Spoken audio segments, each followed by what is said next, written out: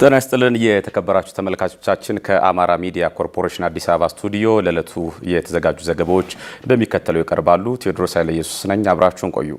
በዘንድሮው 12ኛ ክፍል ሀገር አቀፍ ፈተናን የሚወስዱ ተማሪዎች ውጤታማ ለማድረግ የሚያስችሉ ስራዎች እየሰራ መሆኑን የደብረ ብርሃን ከተማ አስተዳደር ትምህርት መምሪያ አስታወቀ።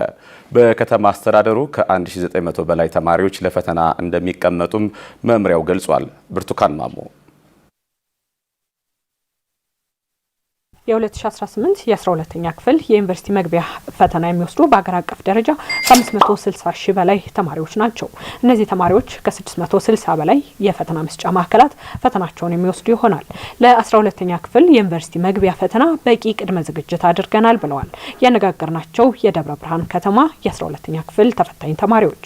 በሳይኮሎጂካሊም ተዘጋጅተናል። ከዛ በተጨማሪ ደግሞ በየወሩ ሞዴል ፈተናዎችን በመፈተን ከዛ ማምንት በፊት የነበሩ ጥያቄዎችን በመስራት ከክላስ ሰዓት በተጨማሪ ቅዳሜም እየተጠራን ሰርተናል። በዛ መልኩ ዝግጅት አድርገናል። በትምህርት ቤታችን ደረጃ እኔ ሳስበው ከጓደኞች ጋር ስንነጋገር ጥሩ ዝግጅት አድርገናል ብለን እናስባለን። ትምህርት ቤታችንን በጥሩ ሁኔታ እያገዘን ይገኛል። የ12ኛ ክፍል ተፈታኝ ተማሪዎች ጥሩ ውጤት እንዲያስመዘግቡ ያለፉ ሽቶችን በመስራት በቤተ መጻሕፍት ተገኝተው እንዲያነቡ በማድረግ ድጋፎች ሲፈልጉ ደግሞ በማንኛውም ጊዜ ጥያቄዎችን አብረን በመስራት ዝግጅት እንዲያደርጉ አግዘናቸዋል ያሉን ያነጋገርናቸው መምህራን ናቸው። ቱቶሪያል እንሰጣለን። ወርሃዊ ምዘናዎች አሉ። ትምህርት ቤቱ ያዘጋጀው በስኬጁሉ መሰረት ወርሃዊ ፈተናዎችን እያዘጋጀን በተጨማሪ መምህራንም በክፍል ውስጥ ኪዩዝ የሚያዘጋጁት አለ። ወርክ ሽቶች ይሰጣል። እንደ ትምህርት ቤት መምህራንም ብዙ ገዛዎች እያደረጉ ነው ያሉት። ውጤታቸው እየተተነተነ እየታየ ዝቅተኛ የሆኑበት ቦታ እየተለየ ተጨማሪ ስራ የሚያስፈልገው ላይ ደግሞ ተጨማሪ ስራ እየተሰራ እስከዚህ ጊዜ ድረስ ቆይተዋል እና ከፍተኛ ጥረት የተደረገበት ተቋም ነው። በደብረ ብርሃን ከተማ ከሚገኙ 6 የመንግስት ትምህርት ቤቶች መካከል በሁለቱ ትምህርት ቤቶች ላይ በመገኘት ለተማሪዎቹ ምን ዝግጅት አድርጋቸዋል፣ ድጋፎቻችሁስ ምን ይመስላል የሚል ጥያቄን አንስተንላቸው ነበር።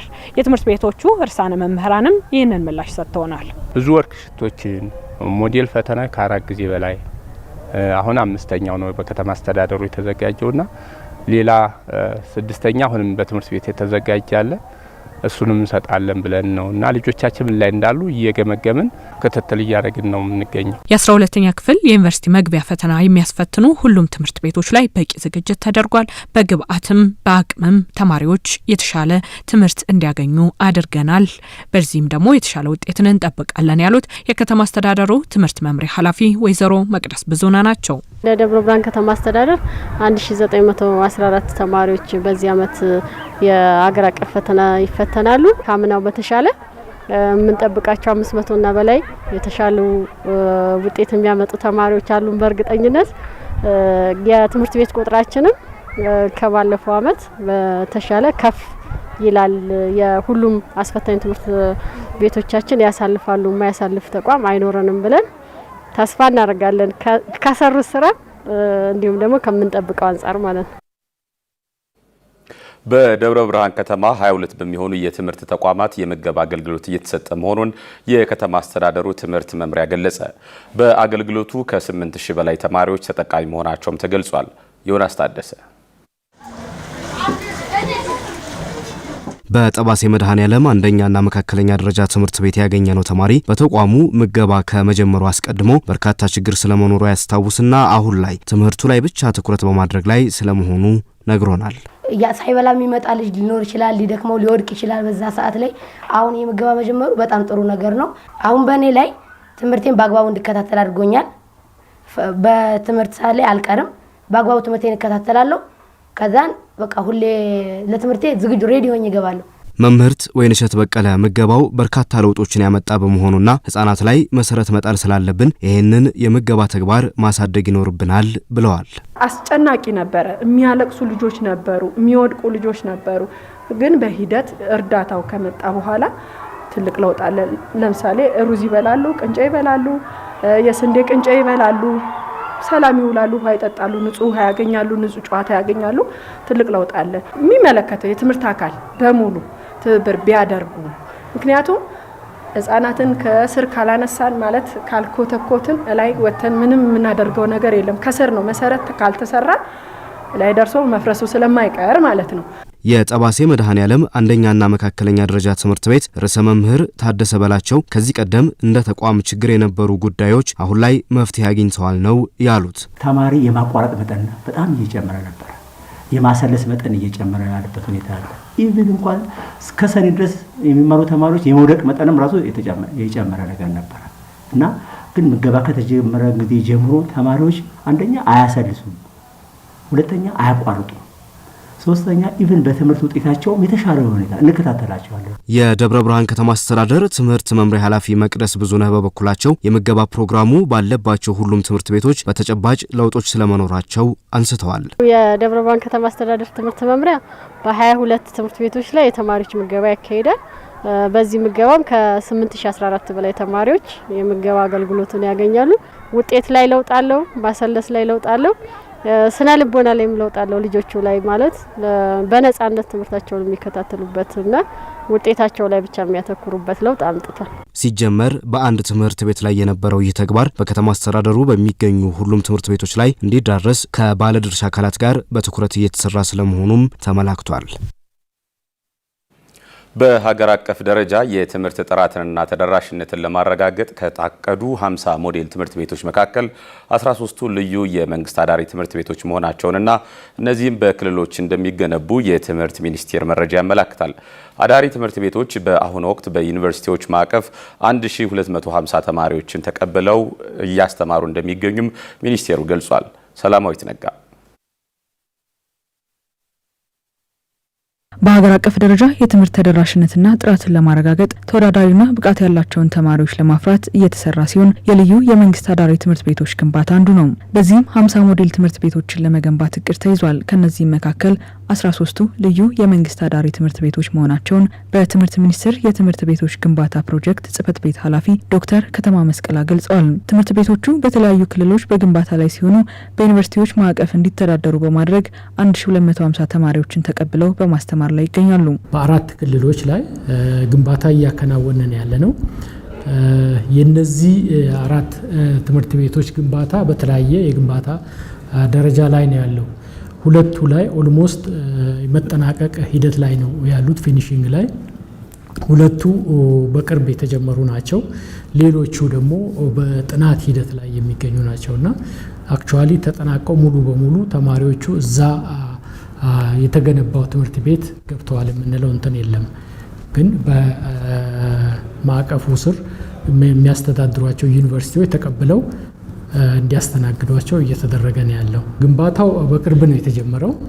በዚህ ዓመት በግንባታ ሂደት ላይ ባሉ ትምህርት ቤቶች እና በዩኒቨርሲቲዎች ማዕቀፍ ስር እንዲተዳደሩም ስለተደረገ በ5 ትምህርት ቤቶች ተማሪዎችን ተቀብለን በማስተማር ላይ እንገኛለን። በአማራ ክልል ባህር ዳር ከተማም ልዩ አዳሪ ትምህርት ቤት ለመገንባት በቅርብ ወደ ስራ እንደሚገባ ዶክተር ከተማ ገልጿል። ከነዚህ ውስጥ በአማራ ክልል በባህር ዳር የሚገነባው የልዩ አዳሪ ትምህርት ቤት አንዱ ነው።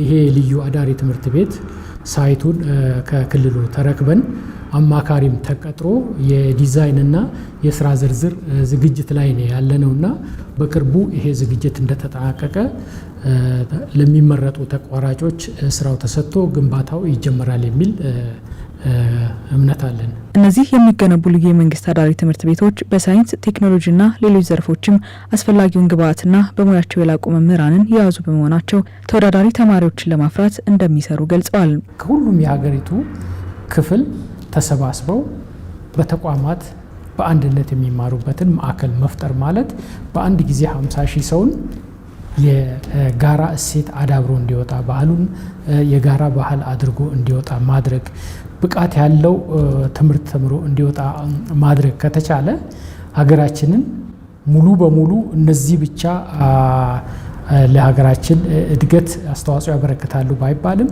እነዚህ the best mind ተብሎ የሚመረጡ ተማሪዎችም እነዚህ እንደ አንዱ ኢንፑት እና ኮንትሪቢዩሽን የራሳቸው ሚና ይጫወታሉ የሚል እቅድ ይዘን ነው እየሰራን ያለነው።